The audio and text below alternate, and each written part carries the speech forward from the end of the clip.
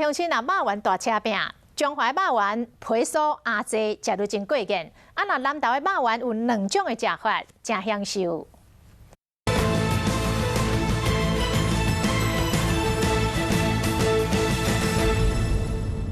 做找好的肉圆，等伊冷了，再搁放落去煎甲这个皮是赤赤酥酥，再搁甲开起来，再搁淋特制酱料，一喙甲加落去，肉圆杂煎的鸭，食着真够开。里面还有蛋跟香菇，然后肉也蛮多的。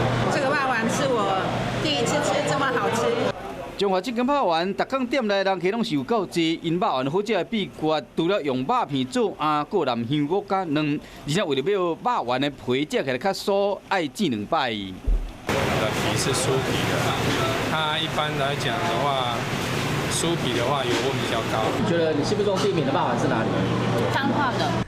来到南投的埔里，这人客嘛是咧食肉圆，因桌顶放的这个唔是茶，看一个真，因皮食煞了，这个摕来填，内面是控鸡汤。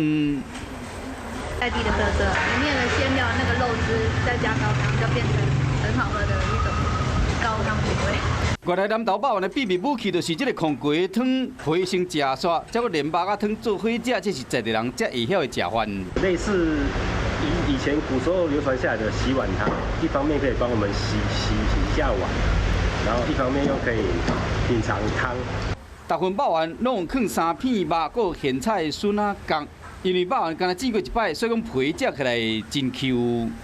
这就比较喜欢吃这种口感啊，对啊，然后它的皮啊、弹性也很好。中华肉圆甲南投肉圆做一个比拼，中华肉圆皮较酥，南投肉圆较 Q。中华肉圆用猪肉、香菇、卵做鸭，口味较重；南投肉圆是用规片的猪肉加咸菜、笋仔角，口味较清爽。南投肉圆搁有南青菜汤，享受2种食法。